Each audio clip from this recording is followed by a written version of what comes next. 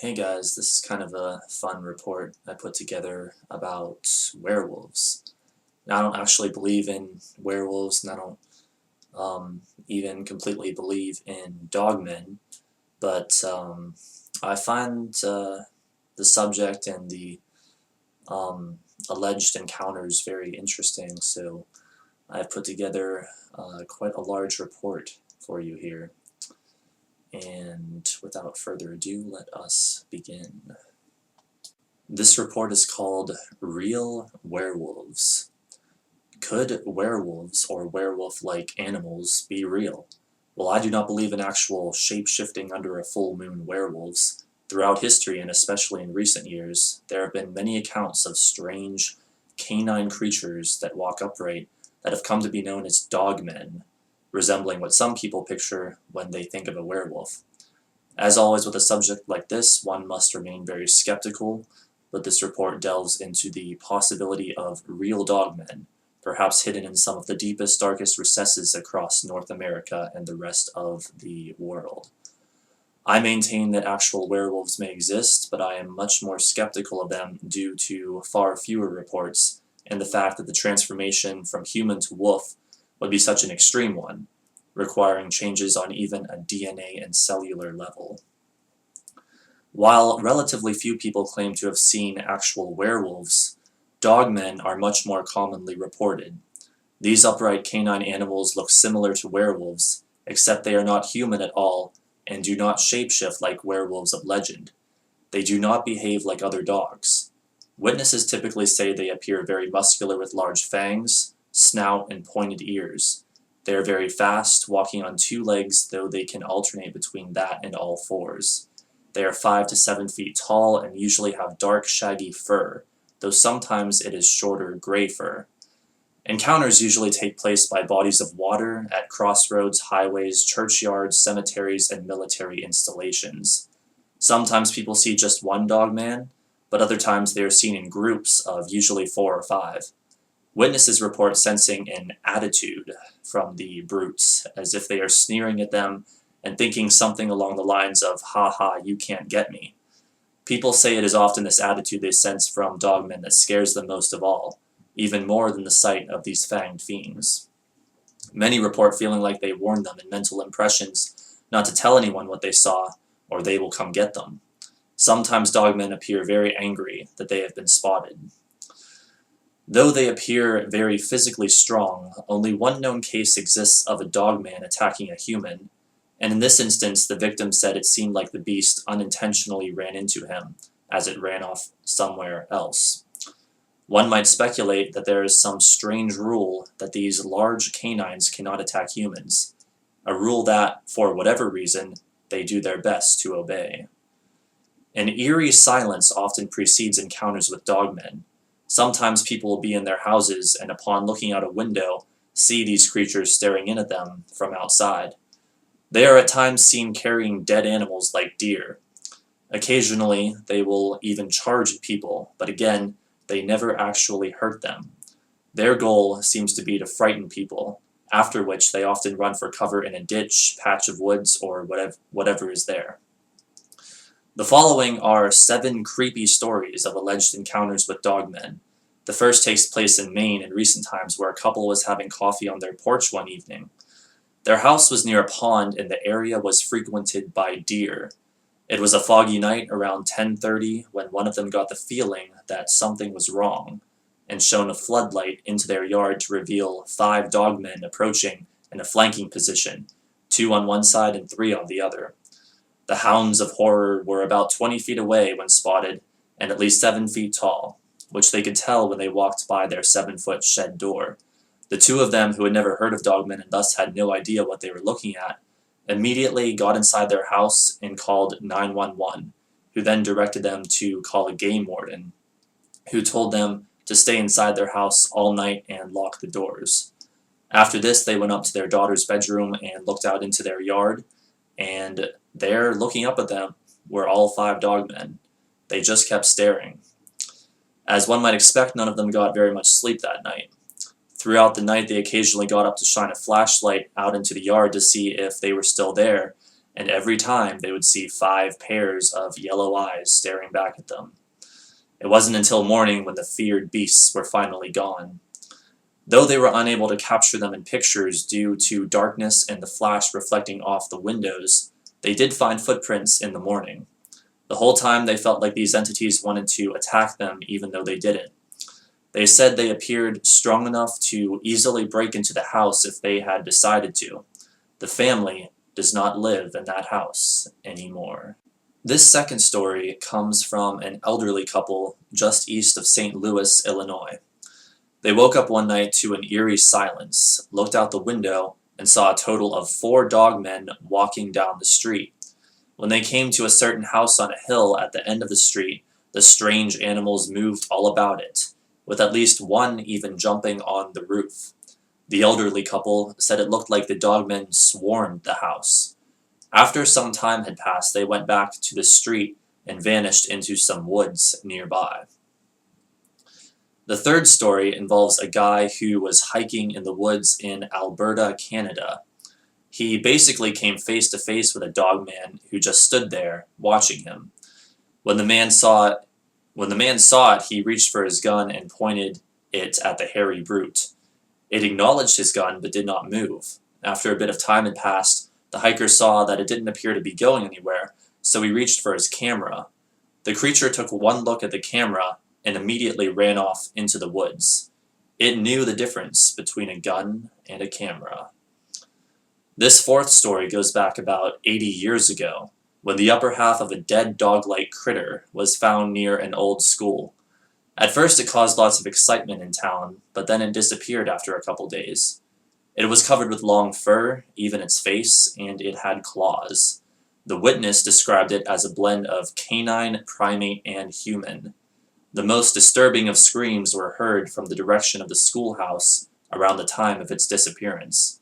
The screams seemed to come closer and closer to those who witnessed this until they finally were just gone, as was the upper half of the strange monster. They speculated that perhaps it had been discovered by another member of its species. Story number 5 comes from a family who was driving in the desert in the western states. As they were driving, they saw a Jeep approaching that looked like it had soldiers inside it. As the vehicle passed their car, they were able to look in and see that the occupants did appear to be soldiers, but with the faces of dogs. The 6th story is perhaps the most bizarre of all. It involves 2 police officers who, while on patrol one night, came upon 2 men in trench coats standing on the side of the road smoking cigarettes. The men in trench coats were mostly obscured by the darkness. The police officers, thinking this rather odd, shined a flashlight on the 2 men, revealing their dog faces. Before the officers knew it, the dogmen vanished, but when they got out of their car to look around, they found cigarette butts still burning on the ground. The 7th and final story took place in 1936. A night watchman for a facility for developmentally challenged people was making his rounds one night when he saw a large beast digging at an old Native American burial ground. It looked like a dogman, and soon after it ran away. The next night, however, it returned. When the watchman came upon it, the fanged fiend seemed to growl the word Gadara in what the man described as a proto-human voice. Ominously, in the Bible, Gadara was the place where Jesus cast demons out of madmen. The area the sighting took place in had a history of exorcisms. It is, however, possible that the canine entity was just growling, and it only seemed to sound like the word Gadara. This particular watchman was a devout Catholic and had heard that word a number of times before, so he may have simply misheard the growl as that word. He said he believed what he encountered was a demon straight from hell. One of the most well-known dogman sightings was what came to be known as the Beast of Bray Road. Linda Godfrey is a leading researcher on the subject of dogmen.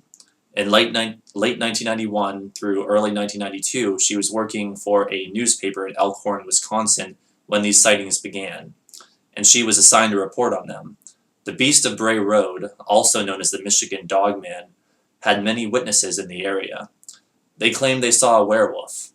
The county animal control officer even had a folder labeled werewolf from all the reported sightings.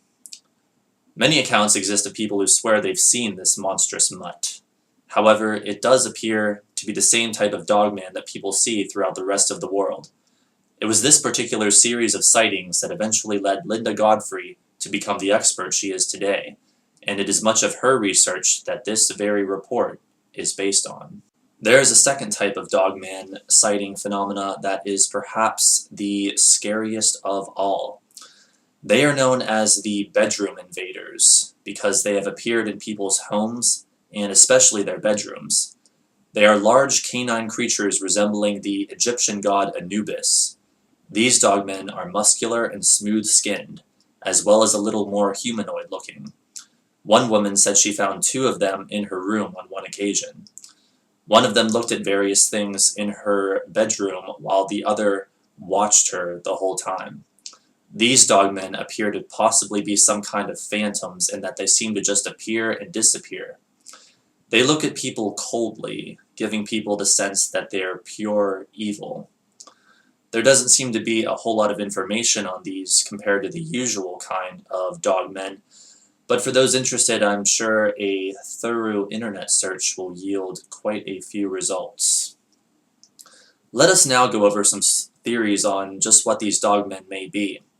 One theory is that they are interdimensional beings. They primarily live in another dimension, but they are able to come into our dimension at places or windows where dimensions supposedly intersect, according to this theory. People also talk of places where the world is thin, and it is much easier for different dimensions to interact in these places. I think this is one of the more plausible theories, as it would explain virtually all dogmen phenomena. Another theory states that they are non-physical beings. In other words, we may see them, but they are illusions, mental impressions, apparitions, or something of that nature. Quite the opposite theory is the idea that they could simply be a rare undiscovered animal species of canines that learn to use their forearms. It could be that they are such intelligent animals that they know to stay away from humans. However, this wouldn't quite explain why they so often try to scare people. The next theory is that dogmen could be a product of clandestine government research. Many people believe or suspect that various governments around the world are secretly involved in underground genetic experiments, splicing together the DNA of 2 or more species to produce chimeras. There are stories of cloning, transplanting the head of a monkey onto another monkey's body, grafting the head of a dog onto the neck of another to form a 2-headed dog, and many other gruesome accounts out there. With at least some of these things confirmed to be true, it is suddenly plausible that dogmen were created by our own government, or at least some government somewhere in the world. If this were true, it may have something to do with their sightings frequently occurring at military installations. It would also explain the unusually high intelligence of the mysterious beasts. I find this as another more plausible theory, though it does sound far out at first glance.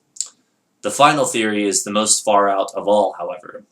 According to an unknown government remote viewer, dogmen came here from another planet long ago, waiting for human civilization to destroy itself so they can take over. They may even be involved now in various preparations for a time when they will rule over this planet.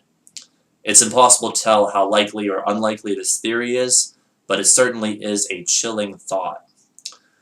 It is my opinion that the skeptics' arguments against the existence of dogmen don't really hold water. Their main argument appears to be to ask, if these creatures exist, why has no one ever found a dead one? Besides the story from earlier of when the upper half of some type of strange canine was found, if someone came across a typical dogman lying dead on the ground, to most people it would just look like a big dead dog, because there is nothing humanoid about their actual bodies. It is mainly their unusual size, ability to walk upright, and intelligence that differentiates them from other species of canines. Additionally, there is the likelihood that by the time anyone found a dead dogman, decomposition would have already reduced the corpse to the realm of the unrecognizable. In this final section of this report, despite my aforementioned disbelief in the existence of actual werewolves, let us nevertheless go over some werewolf stories that are supposedly true. These are not of dogmen, but of actual human-to-wolf, shape-shifting, supernatural entities, real werewolves. The first story is an encounter in recent times, and the following two are among the most famous in history. Take this section with a very large grain of salt. In 1988, a man took a trip to Portugal where he encountered another man who turned out to be a werewolf. Over the course of a few days, the werewolf man separated the witness from the group he was traveling with. He convinced him to go with him to a town called Sagres on the southwestern point of Portugal next to the Atlantic Ocean. The man who had this experience described this town of Sagres as looking like an Old West gunfighting movie. The two of them had a meal there, and then the werewolf man talked the guy into going for a walk on the beach at night. When they finally got there, the lycanthropic lunatic kept going on about how everything is magical. As he was talking, the man noticed subtle changes in the werewolf's appearance, but couldn't quite tell what each of these changes were. After this had gone on for a bit, a Portuguese policeman found them and said they couldn't have a fire there. Not wanting to get arrested, the man said he would put the fire out. As he was in the process of doing this, he heard a voice yell, "Run!" and saw the werewolf in the process of transforming. He ran as fast as he possibly could back to town screaming, "Hombre lobo," which is Spanish for werewolf. An old lady heard him, opened the door, and pulled him inside her house immediately. In Spanish, she said to him, "I know," and that everybody knows. Apparently the whole town knew the man this guy was traveling with was a werewolf. The townspeople refused to warn him because he could have been a werewolf too, or he was the werewolf's prey. And they didn't want to get in the way for fear of what the werewolf would do to them. To make the story even weirder, the victim recalled that the cop who intervened walked into the ocean after he told him to run. The second story is of the Benandanti werewolves. This was a court case from 1692. It took place in Jurgenberg, Livonia, a place east of the Baltic Sea. At this time, werewolf folklore pollinated the minds of the area's inhabitants. The alleged werewolf was an 80-year-old man by the name of Tice. He said he was a werewolf who was attacked by a witch named Skyston. Tice claimed Skyston and other witches were preventing the crops from growing and trying to, quite literally, take the harvest to hell. Tice, along with other werewolves, had descended into hell to battle the witches and reclaim the stolen grain. He said this war took place on regular intervals, 3 nights per year, and that if the werewolves took too long on their way to hell, the witches would lock them out at the gates of hell, causing scarce crops, livestock, and fish. He went on to say Skyston broke his nose with a broom handle. The judges were shocked to hear this because the werewolves were supposedly fighting the devil, and it was a common assumption at the time that werewolves were agents of the devil. Tice declared werewolves go to heaven and are the hounds of God, fighting the devil and protecting mankind from famine. He said the same thing was going on in Germany and Russia. Tice's confession was sincere and passionate, asserting he never made a deal with the devil and he was a better man than any priest. In the end, however, he was sentenced to 10 lashes for idolatry and superstitious beliefs. The final story is of Jean Grenier. It began in the early spring of 1603 in the Saint-Sever districts of Gascony, located deep within southwest France. The place was in the midst of a dark mystery involving little children vanishing from the fields and roads with no explanation. In one instance, a mother left her cottage for just a short period of time only to discover upon returning her baby had been taken right out of its cradle by someone or something. Some people speculated that wolves were to blame, but others believed it may be something much more malevolent. At a time when the fear sweeping the area had become very intense, 3 witnesses spoke to the local magistrate, including 13-year-old Marguerite Poiret. She claimed she had been attacked by a wolf-like beast. At midday, it had emerged from the thicket and ripped her gown, in an attempted attack. She saved herself with a staff she was carrying. A boy of about 13 or 14 by the name of Jean Grenier said it was he who attacked Marguerite in wolf form. If it wasn't for her weapon, he blazed, he would have mutilated her. He added that he had heretofore eaten 3 or 4 other children. The court decided he suffered from hallucinations and sentenced him to life imprisonment in a monastery in Bordeaux.